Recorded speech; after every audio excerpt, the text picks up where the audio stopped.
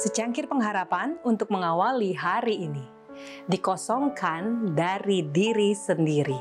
Yohanes 3 ayat 30 mengatakan, ia harus makin besar, tetapi aku harus makin kecil. Karena memandang dalam iman kepada penebus, Yohanes telah naik ke puncak sifat penyangkalan diri. Ia tidak berusaha menarik orang kepada dirinya sendiri, melainkan mengangkat pikiran mereka semakin tinggi dan bertambah tinggi lagi, sampai mereka berharap pada anak domba Allah. Ia sendiri hanyalah suatu suara belaka, suatu suara yang berseru-seru di padang belantara. Kini dengan kesukaan, ia menerima kesunyian dan kesenyapan, supaya mata semua orang kiranya dialihkan kepada terang hidup itu.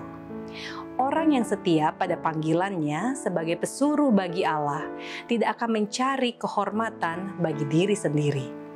Kasih bagi diri sendiri akan dilenyapkan oleh kasih bagi Kristus.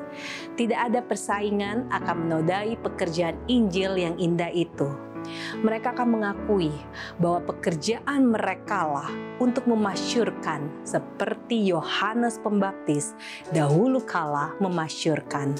Lihatlah anak domba Allah yang menghapus dosa dunia. Terdapat di dalam Yohanes 1 ayat 29. Mereka akan meninggikan Yesus, dan dengan Dia manusia akan ditinggikan. Sebab beginilah firman yang maha tinggi dan yang maha mulia, yang bersemayam untuk selamanya, dan yang maha kudus namanya. Aku bersemayam di tempat tinggi dan di tempat kudus, tetapi juga bersama-sama orang yang remuk dan rendah hati, untuk menghidupkan semangat orang-orang yang rendah hati dan untuk menghidupkan hati orang-orang yang remuk. Yesaya 57 ayat 15. Jiwa nabi itu yang dikosongkan dari diri sendiri, dipenuhi dengan terang ilahi. Sementara ia menyaksikan kemuliaan juru selamat, ucapannya hampir menyamai ucapan yang dikatakan Kristus sendiri dalam wawancaranya dengan Nikodemus. Yohanes berkata, siapa yang datang dari atas adalah di atas semuanya. Sebab siapa yang diutus Allah, dialah yang menyampaikan firman Allah. Karena Allah mengaruniakan rohnya dengan tidak terbatas.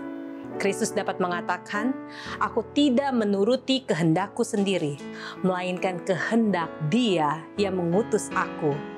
Kepadanya dikatakan, engkau mencintai keadilan dan membenci kefasikan. Sebab itu Allahmu telah mengurapi engkau dengan minyak sebagai tanda kesukaan, melebihi teman sekutumu. Yohanes 5 ayat 30 dan Ibrani 1 ayat 9. Saudaraku yang kekasih di dalam Kristus, demikian juga halnya dengan para pengikut Kristus. Kita dapat menerima terang surga hanya kalau kita suka dikosongkan dari diri sendiri. Kita tidak akan dapat mengerti tabiat Allah atau menerima Kristus oleh iman, kecuali kita suka menaklukkan setiap pikiran kita untuk menurut kehendak Kristus. Kepada semua orang yang berbuat demikian, Roh Kudus dikaruniakan seluruh kepenuhan kealahan. Terdapat di dalam Alfa dan Omega jilid 5, halaman 181 dan 182. Demikianlah renungan kita pada hari ini. Selalu mulai hari Anda dengan secangkir pengharapan.